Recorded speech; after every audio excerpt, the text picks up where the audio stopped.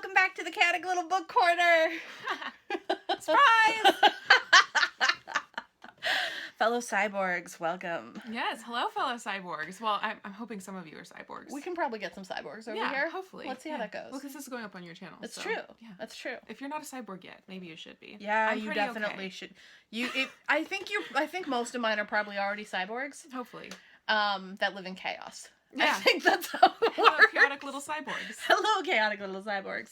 So, for those of you who don't know, this is beautiful Amanda Center. I have tagged her in every single thing I ever tag anybody in. And same here. Yeah. She's constantly like, okay, who am I tagging? Well, Acacia. Mm-hmm. And then I have to get picky. It's a thing. Mm-hmm. Yeah. So today we've been planning this encounter for like 4 months, 5 months? At least. Something like that. It's been... And we had kind of come to terms that we were going to do the unpopular book opinions. Mm-hmm. But then... we were uninspired. It was really not doing it for me. It wasn't doing it for the books that we read. Yeah. It's not... It was such a specific genre style. Yeah. And I think the thing for me was really the conversation of the true pairing. Like, I can't have the OPT. OTP. Yeah, I can't do it. You can't even do the acronym. I can't even do the acronym. Yeah, it's fine. It's just not a part of our reading, really.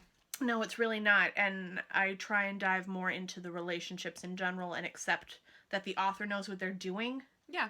More than I do anything else. Mm-hmm. So what we decided we were going to do instead is give you a little sneaky peek at the fact that, one, I picked up Perks of Being a Wallflower, which you guys know is one of my all-time favorite books. If you didn't, it's because I haven't owned it until now. But now I own it. Mm-hmm. And so does Amanda. Yes, because Acacia thrust it into my hands, and it was time. The Perks of Being a Wallflower is one of my favorite movies, and I recently talked about it in a movie video, but I've never read the book. So now that I have a copy, it's about time. We found it used for her. Because she's a used book. Yeah, she's a used book girl. I like used books as well, but I like them to have a little less personality than you do. I like the more personality, the better. Like, mm-hmm.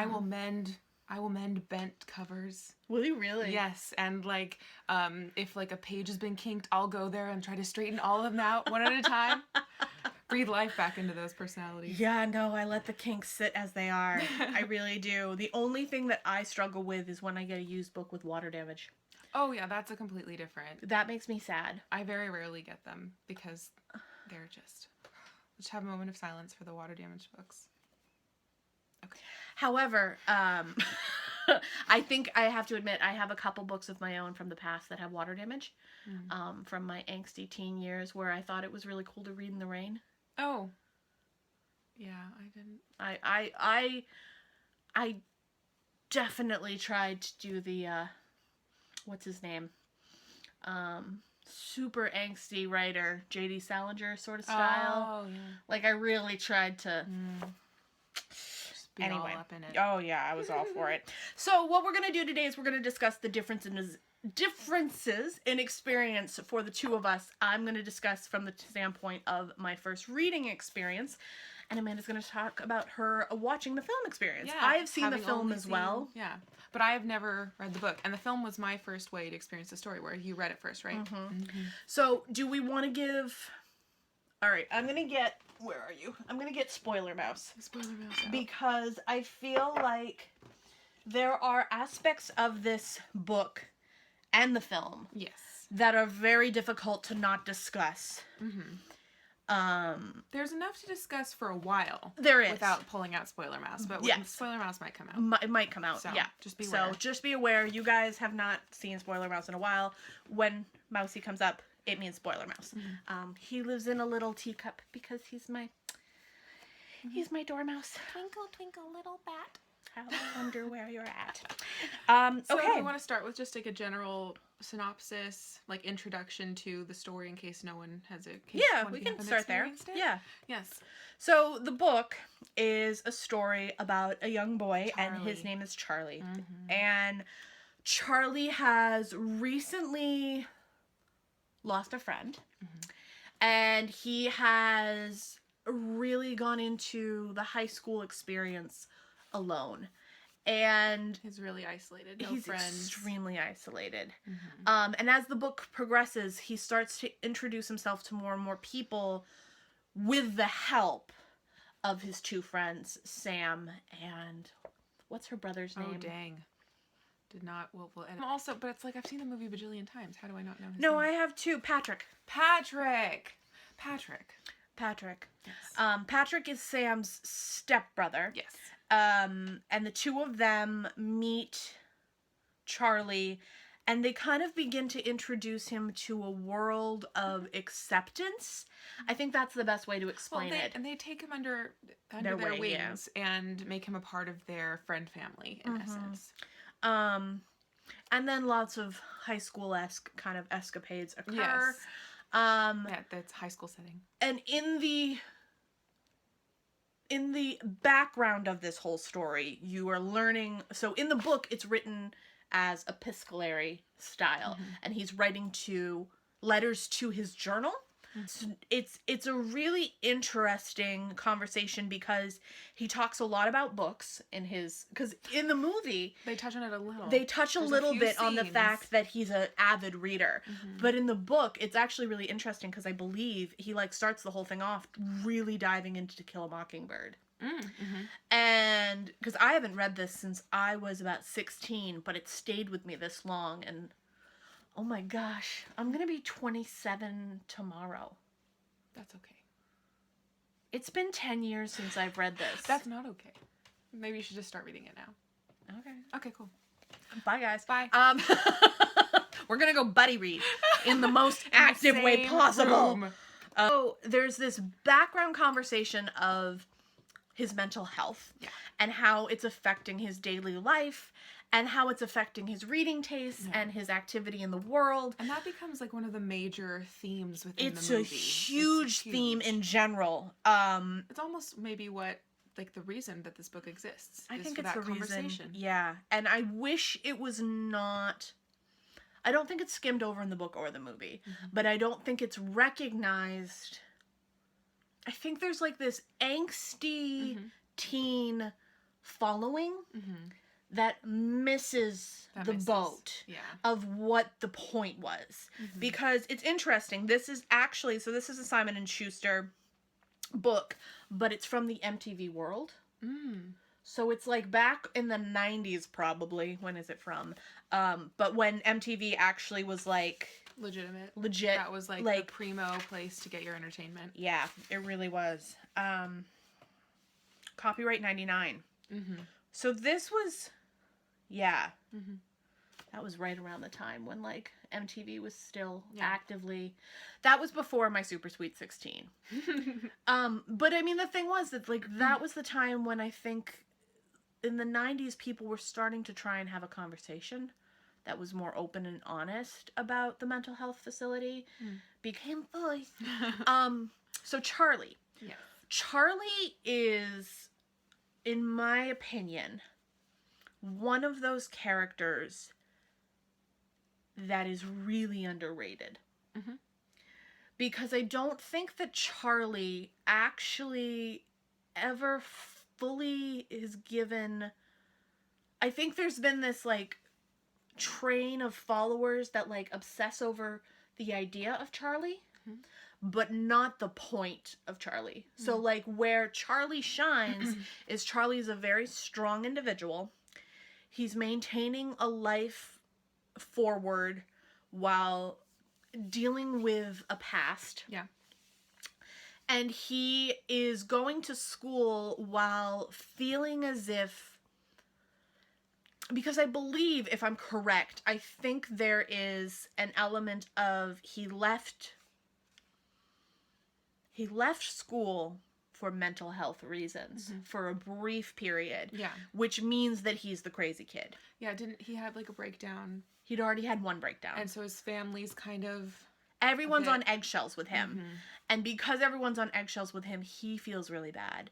And he feels really left alone and really isolated from not only his family and his friends, but I think he feels isolated from who he was.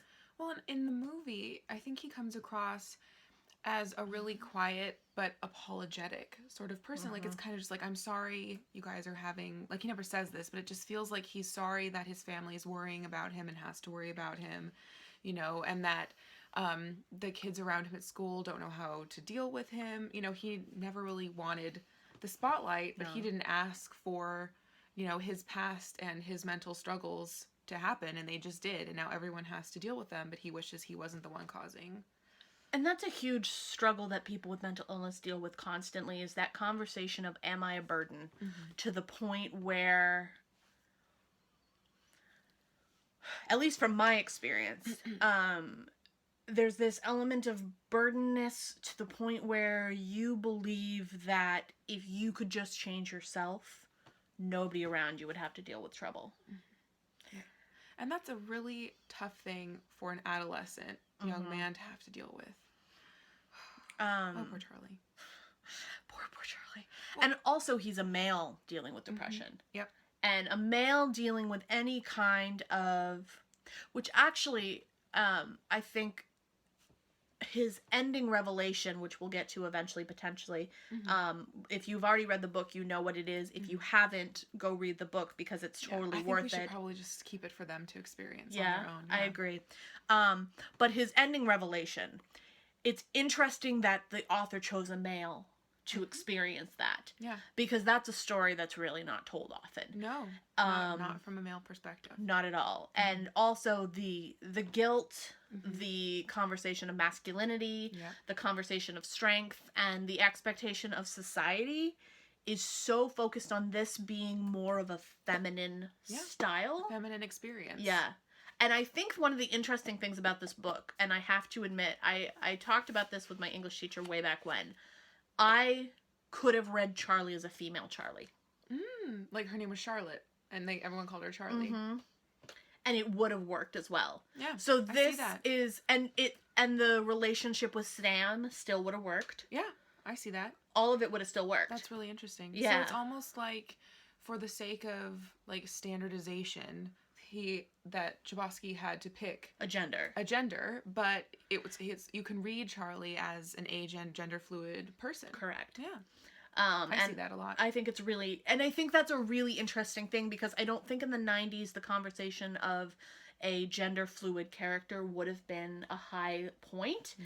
I think it would have gotten in the way of what the book is trying it totally would have gotten in the way, because they just wouldn't have been able to look past it. But if you've already read Perks of Being the Wallflower, go back and read it again as a female, and I would love to actually hear from some of my I think I'm going to try to do that when I'm reading. Yeah? Like, to try to flip back and forth. Like, okay, right now Charlie's the movie Charlie, and now Charlie's Charlotte. And see if it changes, how I read things. I would name a girl Charlie.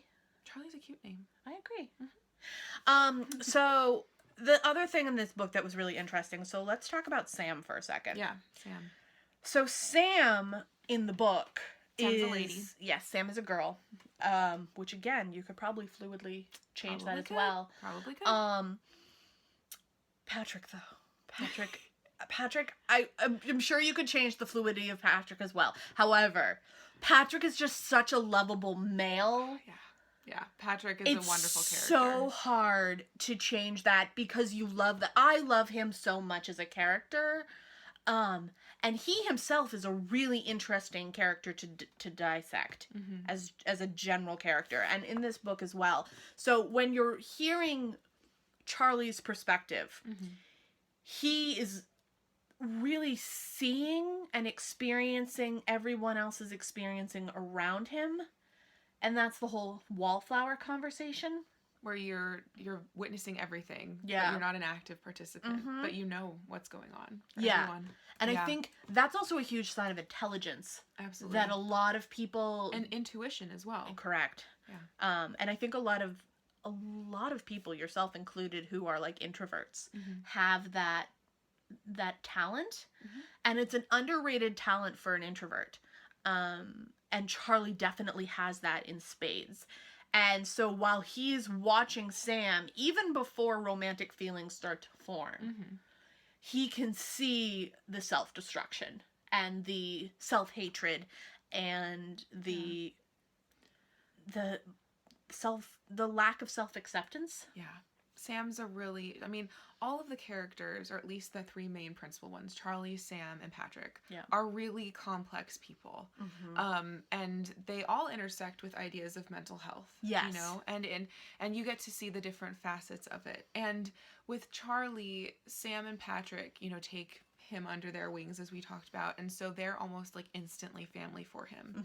And he has that loyalty and that love, and of course if there's someone around you that you love and respect and you can see they're in pain, you can't ignore that. No. You know? So Charlie's just absolutely picking up on everything. I mean, you can try, but you would probably have trouble sleeping. Yes.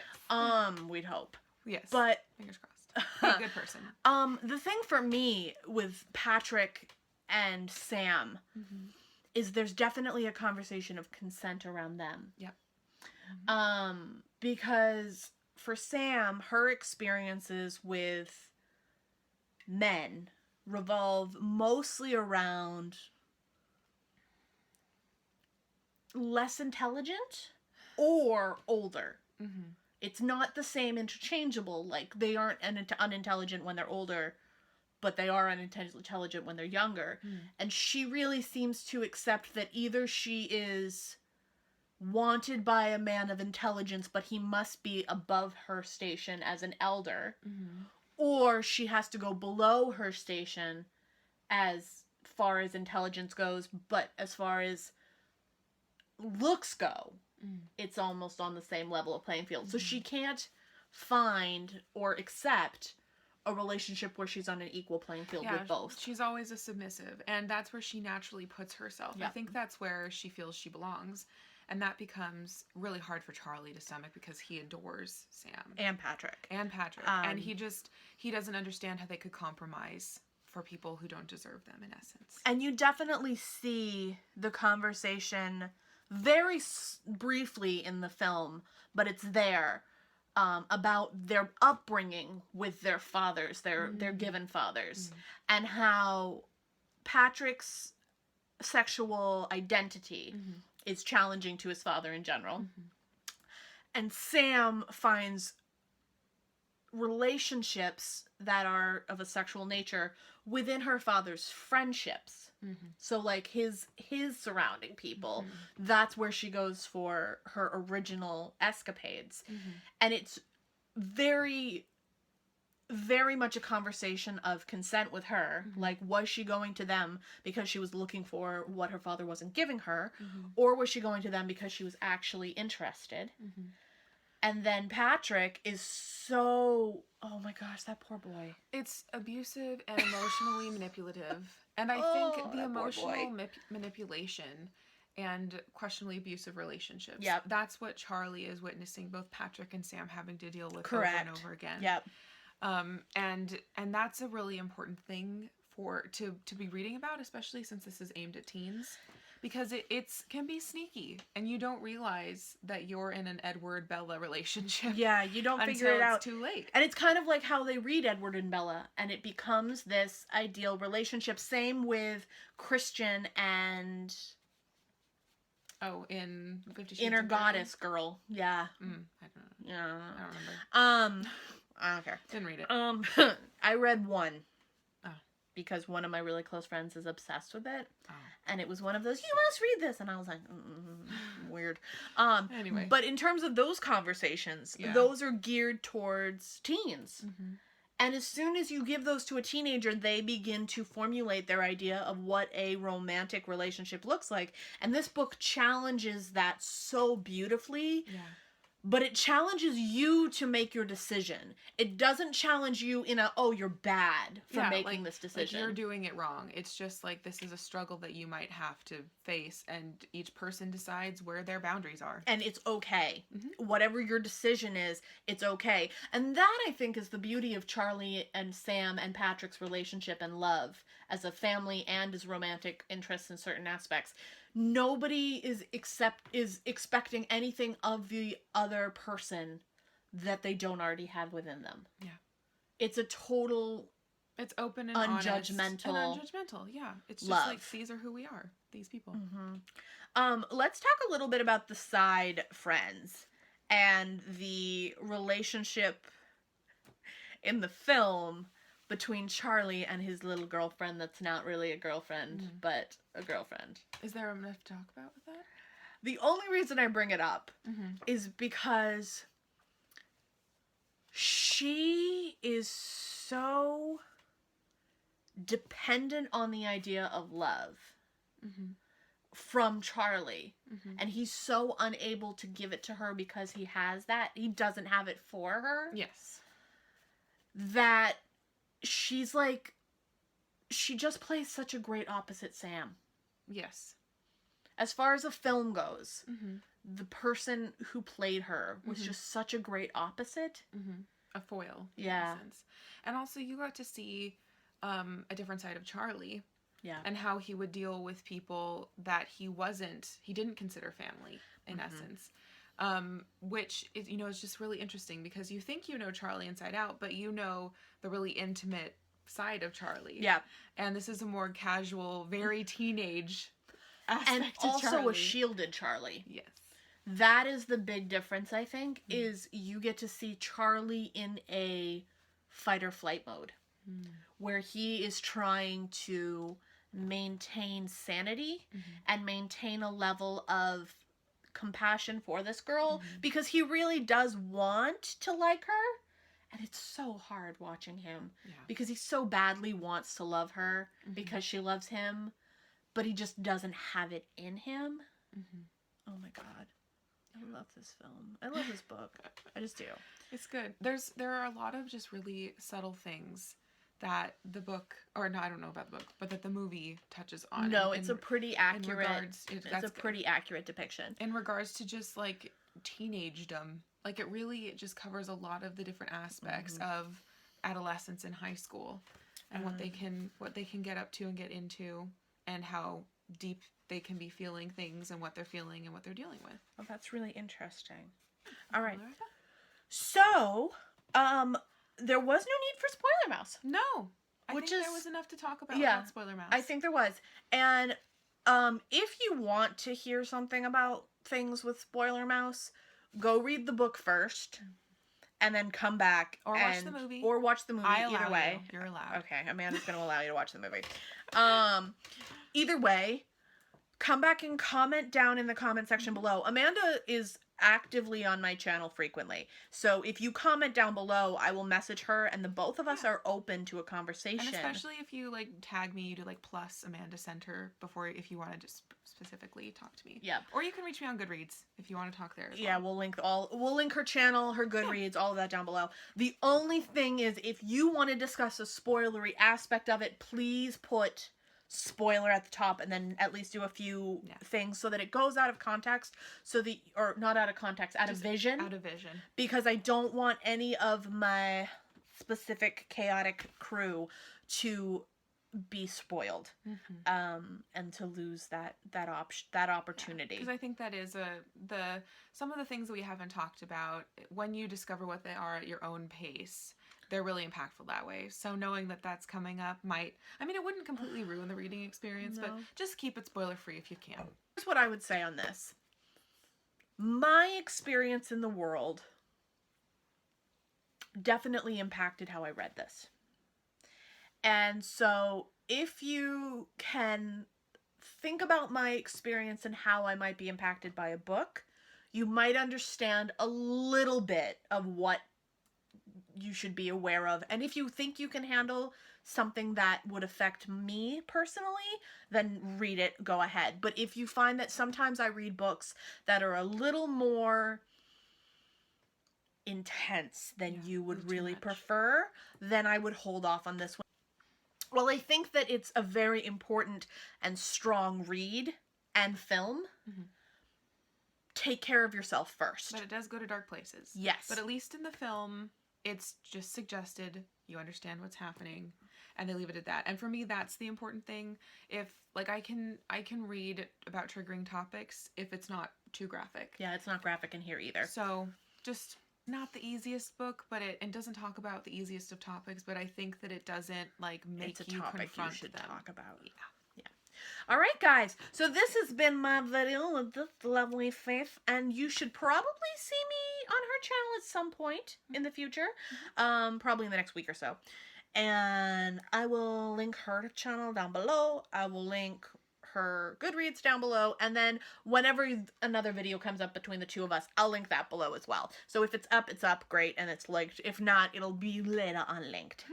Alright, I shall see you on the next video.